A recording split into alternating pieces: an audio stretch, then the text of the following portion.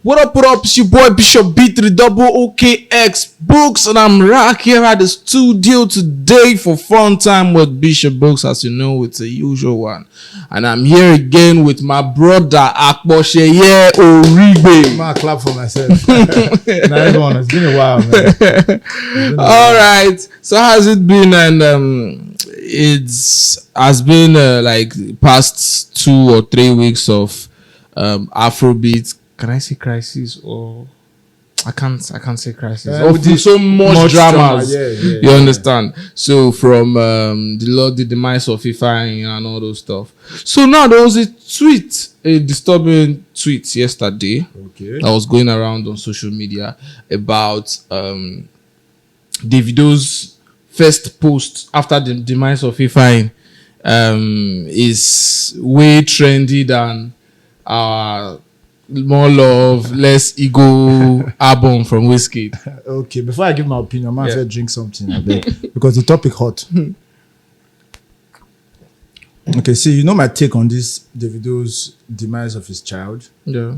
You know, Nigerian people will live for a tragedy. Yeah. When Davido lost his child, it gained, like, if Davido had like 2 million fans before, he gained 4 million plus the 2 million because, Davido's child, Ifeanyi. People that don't even know anything concerning the child, they were the ones posting about it and all. And you know, this whole fight between 30BG and Whiskey FC. Yeah. So, someone to come out and say that that's daft on the person's part, comparing death to somebody's success, is like that's daft on his part, but I'm not surprised that a Nigerian can say that. I'm sure people said worse, but that was just the tweet that got traction and traffic for everybody to see it. But More Love, Less Ego, you can't be compared to Davido's tweet. No. And now, I feel in the entertainment scene in Afrobeat, basically, I feel the issue they're having is the fan base. Yes. The fan base is very, very... what's the word? Oh, it's not acidic, it's toxic.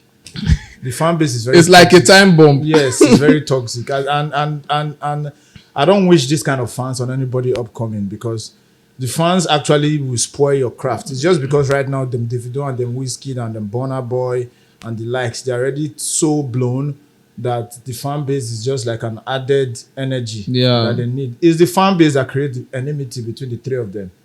I'm not sure those three guys hate each other. But by the time Whiskey FC will say something, 30BG will say something, it's just like the whole Big Brother fan base now. Yeah. So it's very toxic. It's not... The fan base is the reason for whatever crisis we have in the Afrobeat scene right now. Good. So now, in the part of dragging for who is the biggest, who is the the most top A-lister and all that, comparing Whiskey with Burna Boy and Davido, like from your own perspective or your opinion, who do you feel is actually the GOAT of Afro music? Afrobeat. Wow, that's a tough one. But I'm a Burna Boy fan. Okay. But I listen to every one of them. But from a very honest perspective, as a follower of Afrobeat over the years, like the last 10 to 15 years, the GOAT of Afrobeat is Whiskey. Okay. The GOAT of Afrobeat is Whiskey. Whiskey started this. Whiskey was the first to break through that door. It's just like them Two-Face era. Yeah. There was D'banj, there was Timaya, there was many other guys like that. But Two-Face was the one that started it. Okay. That's what Whiskey did with this era. Whiskey was the first. Whiskey is like the Messi.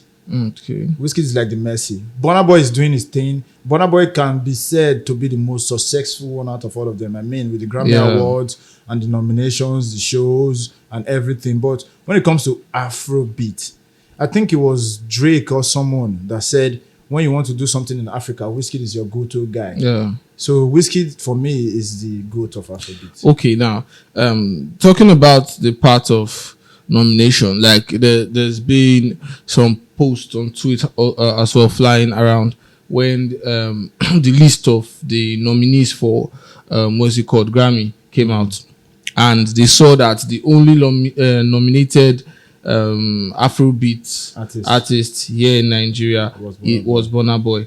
no Davido, no Wizkid, and they were like, if it's not for the collaboration between Beyonce and Wizkid, that Wizkid till this moment will not have a Grammy award. Like, don't you think that is a direct point and kill to Wizkid's career? Yeah, that's tough on Wizkid's career. Wizkid has been unlucky Yeah. with the Grammy Awards. I mean, he was nominated last year for Essence before they give it to one Moroccan and one other babe like that did something about the whole crisis in Morocco and all those areas. But for me, Wizkid has an award, I think it's NACCP award, some award like that is solely for songwriters. The likes of the Michael Jackson and Kendrick Lamar, they are the ones that have won that kind of awards. Yeah. So you can be unlucky with Grammys. I mean, J. Cole does not have a Grammy award even up to date. So even Nicki Minaj. Yeah, 50 Cent does not have a Grammy. 50 Cent's only Grammy award came with his collaboration with Eminem, Break a Bottle or something. I've forgotten the track. But I feel Grammy actually nominates you when you are actually recognized and registered to the recording academy. Yeah, Wizkid, it doesn't necessarily. Wizkid is obviously registered with the recording academy, but with Burna Boy's nominations and Abroad Antiques has a lot to do with his record label. Okay. That's Atlantic Records. He has a lot to do with his record label. I mean, P. Diddy worked on Burna Boy's last album. Yeah. So obviously there's a lot of influence in Burna Boy's craft right now. Yeah. His mother is there. Some other top guys that he's working with, and the way he does his music, his sound is so unique that it will catch every eye around the globe. Yeah. Compare Essence and Last Last. Yeah. Essence is an R&B jam. Yeah. Last Last is a jogodo music. Yeah. But see the white guys singing Last Last. So what Burna Boy does and how Grammy picked him every time is the fact that he's indigenous. I think he goes more can I say his music goes more rural than that of the modified Afrobeat. Yes. And when you talk about Afrobeat, they want to see something like that. They want to hear something like that. They want to hear something like Common Person. I mean, every time I listen to Common Person, this African China's music comes to my mind. Now take the job when they do the la. That is it. Yeah, it's almost the same thing. It's almost the same thing with Common Person. It's like a retake of what Africa China did. Yeah. Then there are a lot of Burna Boy jams that even listen to Whiskey, for example. There's a babe that she works and lives in town here. Yeah. But her voice was used in the end of Whiskey. I don't know if you've listened to it well. Whiskey, if you have it on your phone, you can play it later. Whiskey is on this Love Damini album. Yeah. Ugly Girl, man. Is it not that one that actually went viral from Flood? Flood. Then that's Quest FM interviewed. Yes. But Boy used that. So the white people, they will obviously embrace something like that, more African and more contemporary. And he also talked more on the OS pillage happening in Port Harcourt and all that. So that's what the white people want to look at, and that's what, when they say Afrobeat, that's what they want to hear. Okay.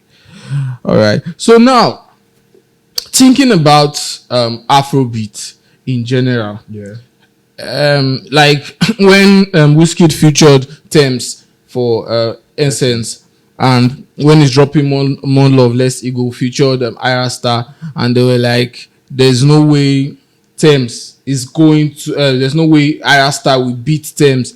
Like Thames' way of singing is more spiritual and more soulful, and they be like the one Wizkid featured Ira Star recently is nowhere to match with Essence. What's your take on that? Like, how do you see it? Do you feel the one Wizkid did with Ira Star recently it's like good enough to actually be compared with Essence? It's good enough to be compared with Essence, but people that say Essence is first, it's not a lie. Yeah, it's not a lie. Firstborn, that they carry big. Do you think it's Firstborn or the one that has more melody, like the one that catches the soul more? The one that has more melody and catches the soul more is obviously Essence. Okay. When I first listened to the one with Ira Star, I was of the opinion that this is a follow-up to Essence. Okay. Like it's just like They be like they want to recreate this thing. Yes, yes, they want to recreate what Essence did, and Whiskey was wise enough to pick Arya Star to do a jam like that. He obviously knows what he was doing when he released that jam to Sugar. He knows that there will be comparison, and that was the first video he shot from Yeah. the More Love Less Ego. That's after the release of the Yeah. album officially. So the both tracks can be compared on every level. But when it comes to who sing pass, I'm Yeah. not sure. Two of them, they are par, man. Arya Star is a badass singer. So is Thames. Two of them, they sing very well and their melodies travels far. So we'll just keep on comparing the both of them. It's just good right now that the females in the industry, They are not leveling up. Yeah, they're not leveling up. It's no longer just Tiwa Savage. Yeah. All right. That will be all for this episode, and we hope and we know we are going to be bringing more interesting topics and stories to your screen the next time we come on here. So that's for today, and see you next time. All right, peace.